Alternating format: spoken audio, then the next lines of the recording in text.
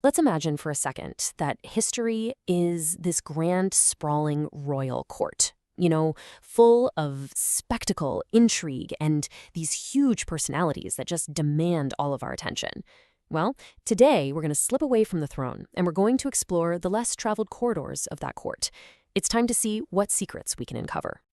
Seriously, when you picture history, what pops into your head? I'm guessing it's epic battles, right? Towering castles, and the faces of all those famous kings and queens staring down from their portraits. It's basically a blockbuster movie, the kind of story that's held the main stage for centuries. You definitely see larger-than-life figures like this guy, Henry VIII, a king whose personal drama and political moves literally reshaped an entire nation. I mean, his story is so loud, so dramatic, it's pretty hard to hear anything else going on. And our minds go straight to the famous settings, the high-stakes locations, like the Tower of London. Was it a palace, a prison, a place of execution? Yes to all three. It's the perfect backdrop for some of the most intense scenes of power and betrayal we can think of. And of course, you see the absolute icons, like Elizabeth I, the Virgin Queen, who managed to hold a nation together through sheer force of will. The whole Tudor era is the perfect example of this. It's history as we know it, bold, brilliant, and, let's be honest, totally hogging the spotlight. But here's the thing. For every Tudor monarch whose name we can rattle off, for every famous English drama we've studied, there are literally countless other stories out there. Stories with just as much passion, just as much ambition, and just as much importance that have been playing out in the shadows, just waiting for someone to notice. So here's our plan. We're going on a little tour of those hidden histories. We're going to look at lost kingdoms, forgotten wars of succession, we'll see a Renaissance in miniature, meet some other monarchs you've probably never heard of, and finally, we'll talk about why bringing these stories to light actually matters. A lot.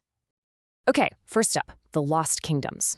While the Tudors were busy building up their dynasty in one little corner of Europe, entire empires over in Africa and the Americas were absolutely flourishing.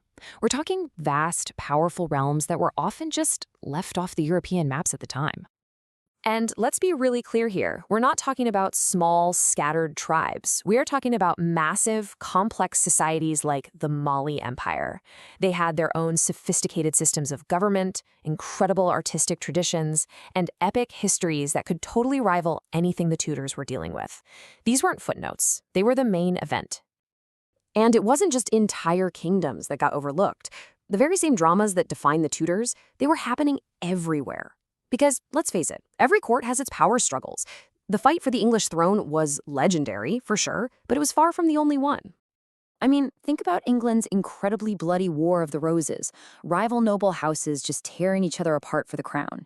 Now, just imagine that exact same desperate struggle for power, that same clash between ambitious families, but it's playing out in the Songhai Empire in West Africa, or between rival city-states in pre-colonial Mexico.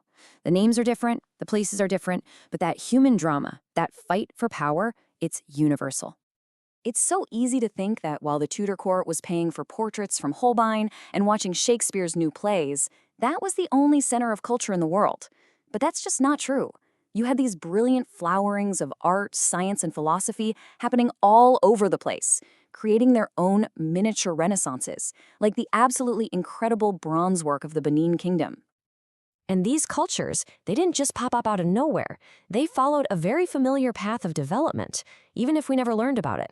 They evolved, starting with their foundational myths and early art, then building these stunning architectural marvels, hitting their own golden ages of scientific discovery, and leaving behind legacies that still influence their regions today.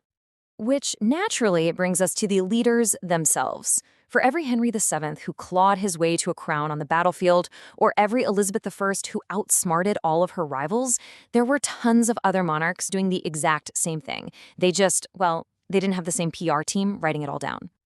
These are the forgotten leaders. People like Askia the Great of Songhai, or the incredible warrior queen Amina of Zazao. In their own time, these people were absolute titans. They commanded huge armies, they built cities, they shaped the destinies of their people. Their stories are just sitting there, waiting for us to rediscover them. And their life stories have all the drama you could ever want. Just look at this classic arc. You've got the clever rise to power, usually against impossible odds. Then comes a golden reign of peace and prosperity. Then, the great challenge, which often was confronting a rising European empire. And finally, a legacy of defiance that becomes a core story for their people. It's a tale as compelling as anything you'll find in the history books. So, this all brings us to the big question, right? Why does any of this matter? Why should we even bother digging up these forgotten stories? Well, it's about reclaiming the full, true story of who we all are. Let this number sink in for a minute. 90%. That means the history that we typically learn represents just a tiny, tiny fraction of the human experience. Remember that grand royal court we talked about? It's like going there and only ever talking to the king, completely ignoring the thousands of other fascinating people who actually make the kingdom run. So, what's the big takeaway? When we uncover these hidden histories, we gain so much. We get a richer, more complete picture of humanity. We find new ways to think about things like power, culture, and conflict. But maybe most importantly, we start to understand that history isn't just made by a few famous people in a few famous places. It is made everywhere, by everyone. And that forces us to ask a really important question. Who gets to decide which stories are told, and which ones are forgotten? And that leaves us with one final thought. The great stage of history has countless stories still waiting in the wings. The only question is, which one are we going to choose to put in the spotlight next?